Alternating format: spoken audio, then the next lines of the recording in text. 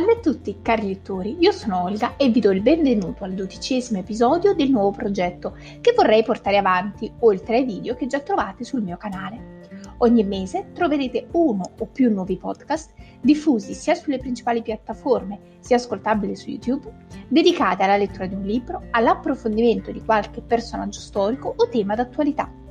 Vi basta solo scegliere la piattaforma che preferite, seguirmi su Facebook, Instagram o iscrivervi al canale per non perdere nessuna novità e il gioco è fatto. Trovate tutti i riferimenti nella descrizione e ovviamente si accettano suggerimenti. Oggi è il giorno di Pasqua e dopo avervi proposto sul canale YouTube prima un book tag a tema, quanto l'anno scorso un video speciale dedicato a Gesù e alle figure a lui correlate come Erode il Grande e Ponzio Pilato, l'argomento del podcast di oggi è nuovamente a tema pasquale, ma vuole approfondire il post Gesù, ossia la scrittura dei Vangeli. Come specificai anche nel video che trovate su YouTube, questo podcast non è contro chi crede, non giudico nessuno, ma mi farebbe piacere che accanto alla visione religiosa vi fosse anche un piccolo spazio per quella storica, perché, come dice Tabor, autore del libro La dinastia di Gesù, la storia non è nemica della religione. L'argomento di cui parleremo è una mia parziale rielaborazione di un articolo scritto per la rivista mensile storica, che trovate in edicola e che ritornerà spesso durante i nostri appuntamenti, da Antonio Piniero, professore emerito dell'Università di Madrid, specialista in lingua e letteratura del cristianesimo primitivo. Partiamo subito.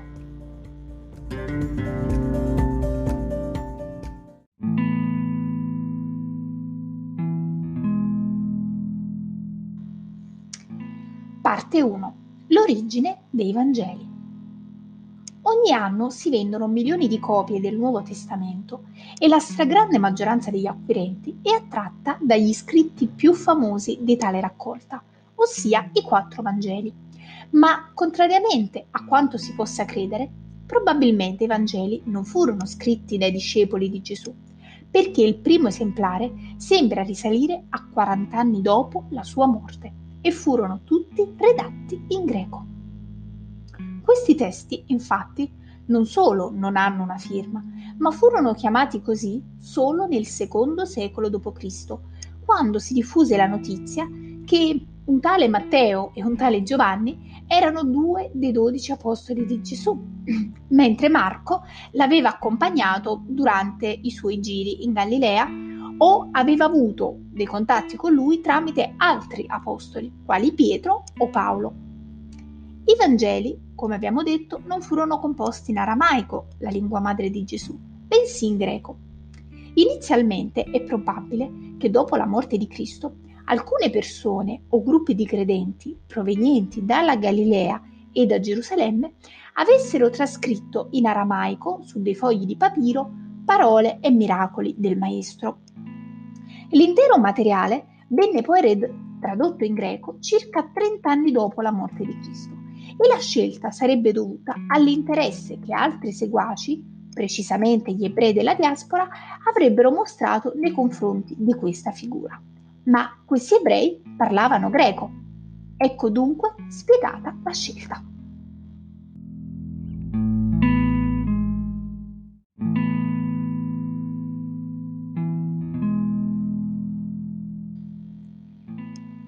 Parte 2. Chi ha scritto i Vangeli? La redazione dei Vangeli oscilla fra il 71 e il 100 d.C. Nel 30-33, probabilmente ad aprile, era morto Gesù. I suoi seguaci tramandano in aramaico i suoi detti e miracoli. Al 71-75 risalirebbe la stesura del Vangelo di Marco, a partire da una raccolta in greco di azioni e detti di Gesù, oltre a tradizioni orali. All'85-90 risalirebbe quello di Matteo e Luca, entrambi basati sul Vangelo di Marco e su un documento noto come Fonte Q che vedremo fra poco. Infine, al 100 risalirebbe quello di Giovanni, il quale però presenta un Gesù completamente diverso dai Vangeli precedenti. Come sono nati i testi che noi conosciamo oggi?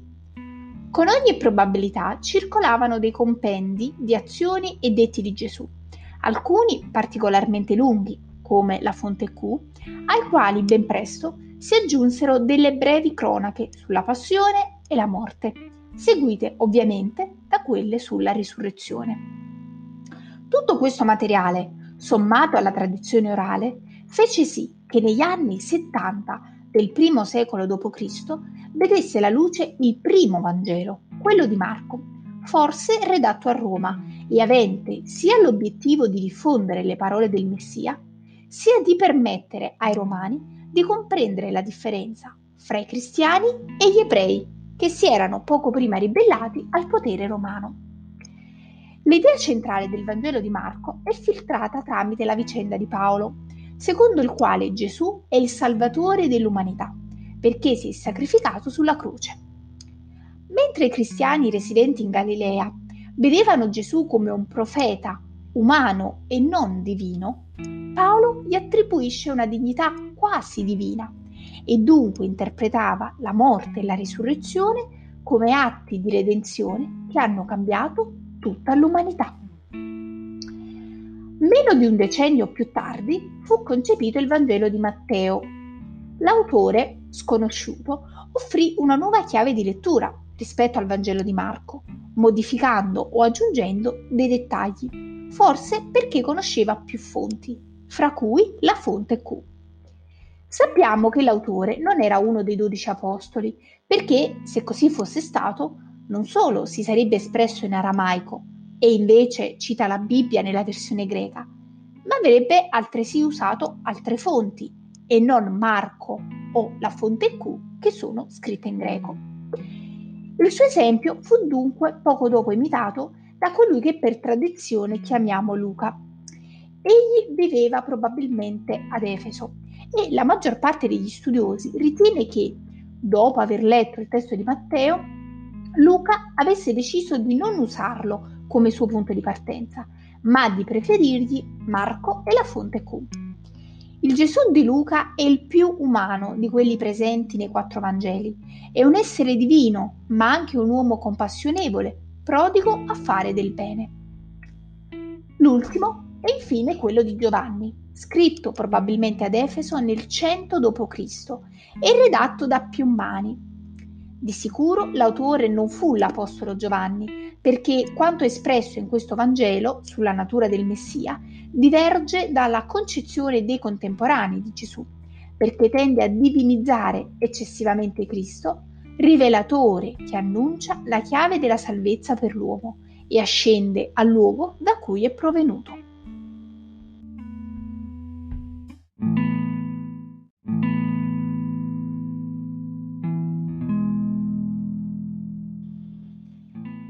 Parte 3. Analogie e differenze.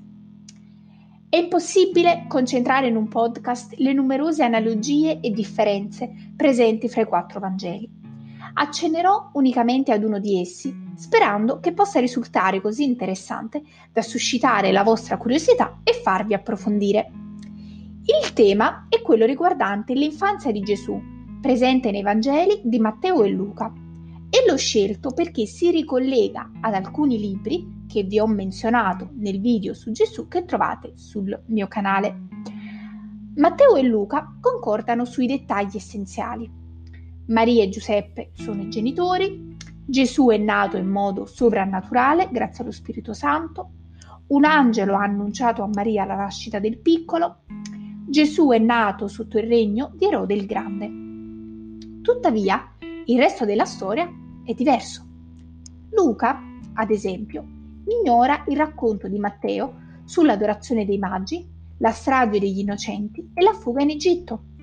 Allo stesso tempo Matteo non riferisce nulla sul concepimento e l'annuncio della nascita del Battista, della visita di Maria e Elisabetta, così come sono assenti anche la visita dei pastori. Inoltre, secondo Luca, Giuseppe e Maria vivono a Nazareth e vanno a Betlemme per il censimento. Matteo, invece, non scrive di un viaggio a Betlemme, perché Giuseppe e Maria vivono già lì. Queste differenze si spiegano, da un lato, con la tendenza sempre diffusa di rielaborare scene di altre opere. La strage degli innocenti ricorda infatti quella dell'Esodo, in cui il faraone ordina di uccidere Mosè bambino. Il sogno di Giuseppe corrisponderebbe a quello del Giuseppe patriarca nella Genesi. La descrizione di Zaccaria ed Elisabetta sembra ricordare quella di Abramo e Sara. Dall'altro, quando si imponeva la grandezza di un determinato personaggio, si cercava di accrescerla con tradizioni più o meno verosimili, se non addirittura leggende, come la nascita prodigiosa o divina. Questo era accaduto anche per Ciro il Grande o Alessandro Magno.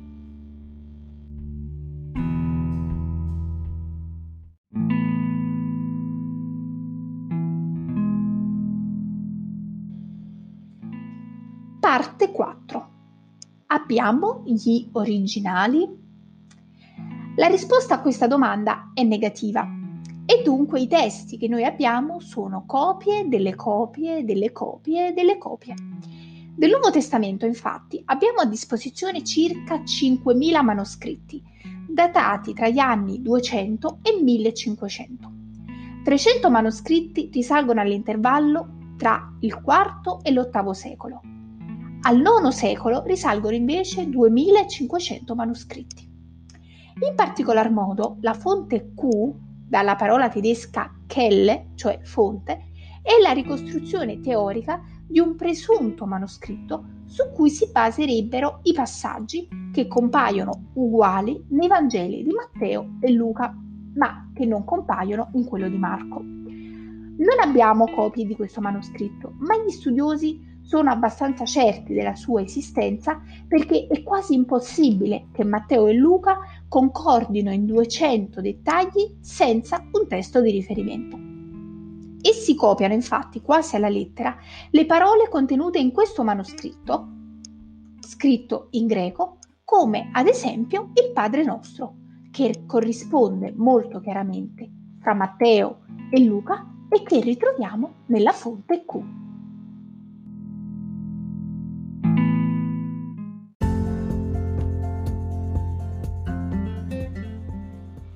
Siamo giunti alla conclusione di questo podcast, ma prima di lasciarvi, oltre a ricordarvi i video che trovate sul mio canale dove vengono consigliati ulteriori testi, vi voglio consigliare in questa sede alcuni libri che parlano di questo argomento. Per approfondire potete leggere La verità dei Vangeli di Giorgio Iossa, Carocci Editore, I Vangeli apocrifi di Claudio Gianotto, edito Il Mulino. E infine, se i saggi vi sembrano a volte un po' troppo lenti e complessi, esiste anche un romanzo molto celebre, ossia Il Vangelo secondo Gesù Cristo di José Saramago. Noi ci vediamo prossimamente e, come dico sempre sul mio canale, ricordatevi che la lettura sia sempre con voi. Ciao!